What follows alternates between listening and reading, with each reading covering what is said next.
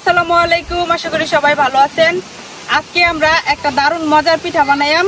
যে পিঠাটা আমরা এলাকায় কিন্তু জামাই পিঠা নামে পরিচিত, আবার অনেকে কিন্তু এটা ফুলঝুরি পিঠা নামেও চিনে।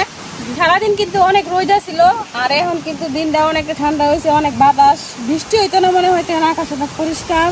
এই জন্য ঠান্ডা ঠান্ডা দিনে কিন্তু পিঠা বানাইতেও ভালো লাগবো আর খাইতে অনেক মজা লাগবো। এখন তো আপনারা পুরো ভিডিওটা দেখতে থাকুন, আশা করি অনেক ভালো লাগবে। আর জামাই পিঠা কেমনে বানায় এটাও আপনারা আজকে শিখতে পারবেন।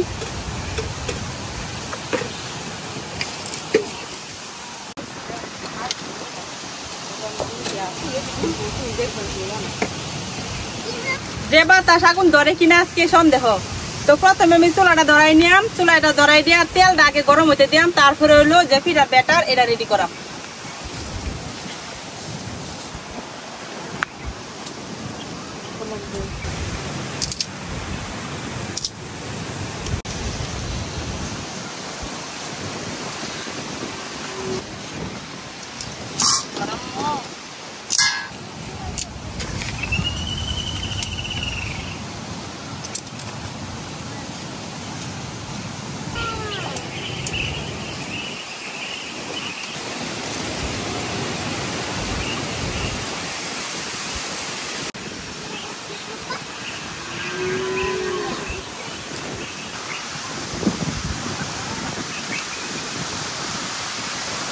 চুলা ধরাই নিছি, এখন আমি তেল দিয়ে দেম।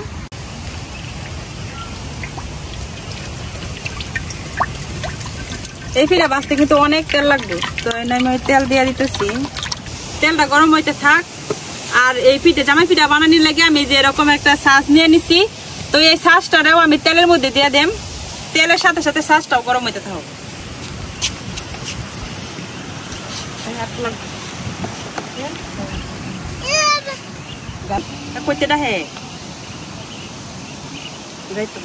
এই জামাই পিঠা বানানোর লাগে ডিম লাগবো, তো আমি একটা হাঁসের ডিম নিয়ে নিছি। এখন ডিমটা ভেঙে দিয়ে দেম।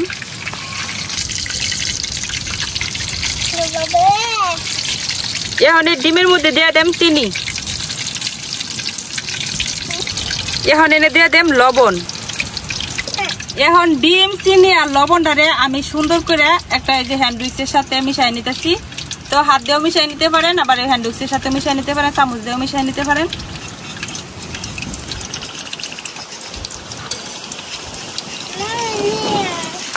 মানে চিনিটা গলা পর্যন্ত আমি এটা লাড়াচাড়া করতে থাকবাম, লড়াইতে থাকবাম, যাতে চিনিটা ডিমের সাথে একদম গলা যায়।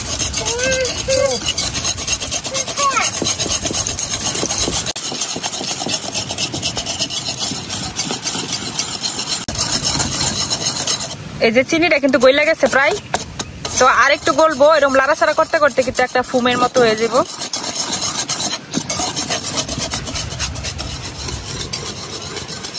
আমার ডিম আর চিনি কিন্তু সুন্দর করে মিশে নিয়ে গেছে। এই যে চিনিটা গইলা গেছে, আর এই যে কতটুকু হয়ে গেছে। এখন আমি একটা ছাকনি নিয়ে নিছি, তো ওই ছাকনি দিয়া আমি চাইলা দিলাম আর কি। তো আমি এনে দিতেছি হলো চালের গুঁড়া।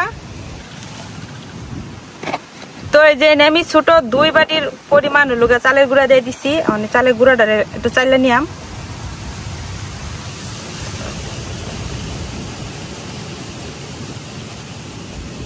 চালের গুঁড়া দেওয়া হয়েছে। এখন আমি দিয়ে দেব হলো 1 বাটি ময়দা। মানে আমি 2 বাটি চালের গুঁড়া দিছি আর 1 বাটি ময়দা দিতেছি। ময়দাটাও আমি একটু চাইলে দিয়ে দিই।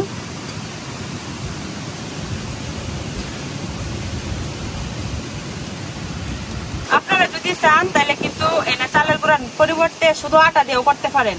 তো আমার কাছে চালের গুঁড়া ছিল, আর আমরা গ্রামে কিন্তু চালের গুঁড়া দিয়েই করে। তো এই চালের গুঁড়ার সাথে অল্প একটু ময়দা দিতেছি, আবার ময়দা না দিলেও চলে, চালের গুঁড়া দিয়েও হয়। যেমন আমি সবকিছু সুন্দর করে মাখাই দিই।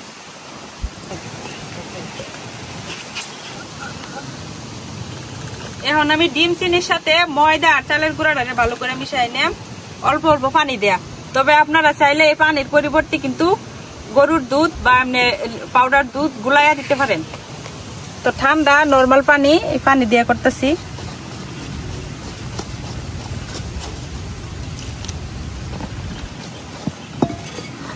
একটা ব্যাটার তৈরি করে নিলাম, একদম পাতলাও না আবার ঘনও না।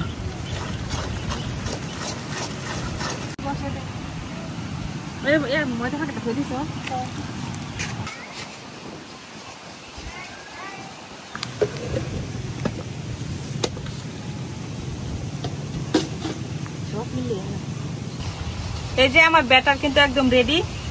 ব্যাটারটা যে ঠিক এরকম হইব, একদম স্মুথ একটা ব্যাটার হইব, আর এত পাতলাও না আর একদম ঘনও না।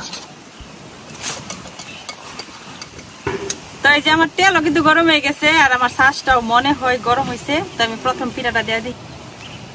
বিসমিল্লাহ। এমনি দিয়া 1 থেকে 2 সেকেন্ড অপেক্ষা করার পরে কিন্তু এমনি লড়াই দিতে হইব। এই শাঁসটারে কিন্তু সাথে সাথে আবার তেলের মধ্যে দিয়ে দেওয়া লাগবো। শাঁস যদি ঠান্ডা হয়ে যায় তাহলে কিন্তু পিঠা লাগতো না, একটার পর একটা হয়ে যাবো। তো পিঠার যেরকম কালার চান আপনারা এরকম কালার করে উঠাই নেবেন। আর এদিক দিয়ে কিন্তু শাঁস গরম হইতেই থাকবো। তবে যারা 2 চুলা দিয়া করেন তারা সুবিধা বেশি, একটা চুলার মধ্যে তেল দিয়া এই শাঁসটা চুবাই রাখলে তারপরে কিন্তু যে অপেক্ষা করা লাগে না। কিন্তু আমরা এক কড়াইয়ের মধ্যে দিতেছি, একটা হইলে পরে আরেকটা করা লাগে।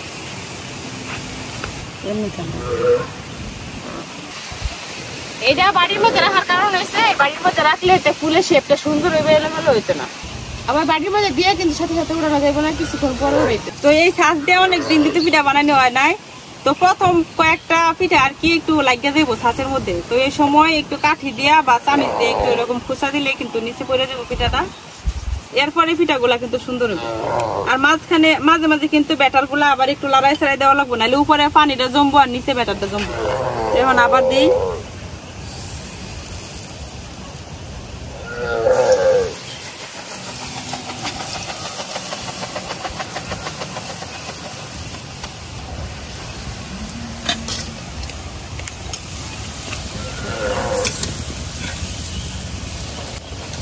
এখন কিন্তু একদম নরম আছে, কিন্তু পিঠাটা কিছুক্ষণ পরে শক্ত হয়ে যাবে। তো এই যে আমার এই পিঠাটাও কিন্তু হয়ে গেছে। তেল যেহেতু অনেক গরম থাকে এই পিঠাতে, যার কারণে কিন্তু পিঠা দেওয়ার সাথে সাথে হয়ে যায়। আর পিঠাটা পাতলা অনেক।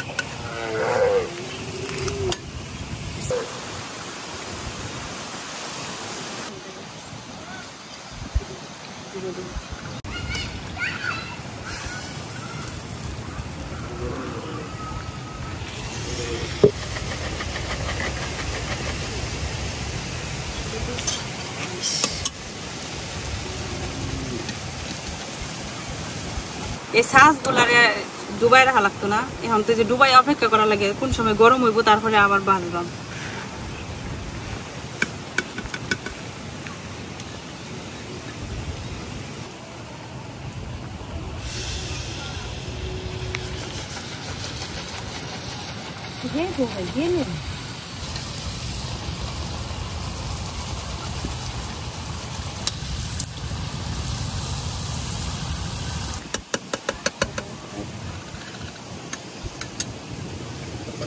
এই পিঠা গুলো কিন্তু বাড়ি বাড়ি গ্রামে গ্রামে লয়ে লয়ে ঘুরে একটা পিঠায় 10 টাকা রাখে। আর এখন আমরা অল্প ময়দা চাইলে গুঁড়া দিয়ে কতগুলো পিঠা তৈরি করে নিতেছি।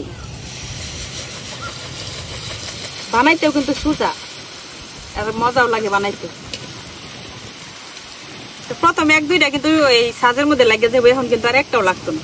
আর অল্প সময়ের মধ্যে অনেকগুলা পিঠা বানানো হয়ে যায়। আর এই পিঠাগুলা কিন্তু অনেক দিন পর্যন্ত সংরক্ষণ করে রাখা যায়। আর এই যে বাড়িতে রাখার কারণে কিন্তু পিঠাগুলো একবারে সবগুলো একরকম হইতেছে।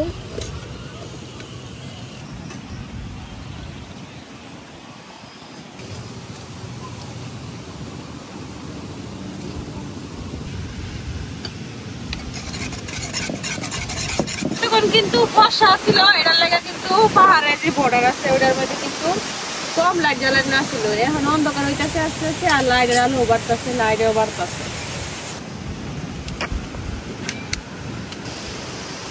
তো এই যে তৈরি হয়ে গেছে আমার 1 প্লেট জামাই পিঠা বা ফুলঝুরি পিঠা। আপনারা যে যে নামেই দেখেন, অনেক মজার হয় এই পিঠাটা, কিন্তু যারা খাইছেন তারা তো অবশ্যই জানেন।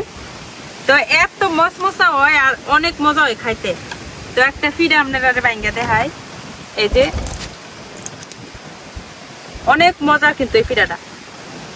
এই যে হাত দিয়া চাপ দিলে দেখেন একদম গুঁড়া হয়ে যায়, এত মচমচা হয় এই পিঠাগুলা। আজকে পিঠা বানাইতে এমন সময় বইছি, পিঠা বানাইতে বানাইতে একবার মাঝে ভেজন জ্বলেছে। কিন্তু বাতাসও বইতেছে, ওয়েদারটা খুব সুন্দর। এই সময় কিন্তু পিঠা খাইলে অনেক ভালো লাগে।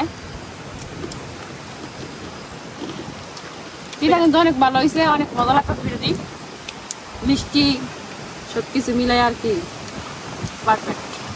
তো এরকম খুব সহজে আপনারা পুজুরি পিঠা বানাইয়া অনেকদিন সংরক্ষণ করে রাখতে পারবেন। এরকম পিঠা যদি কারো সামনে দেওয়া যায় তাহলে তো দেখে তার মন ভরে যাব, খাওয়া তো পরের কথা। তো আজকে এ পর্যন্তই, অনেক রাত হয়ে গেছে। সবাই ভালো থাকবেন, সুস্থ থাকবেন। আল্লাহ হাফেজ। আল্লাহ হাফেজ।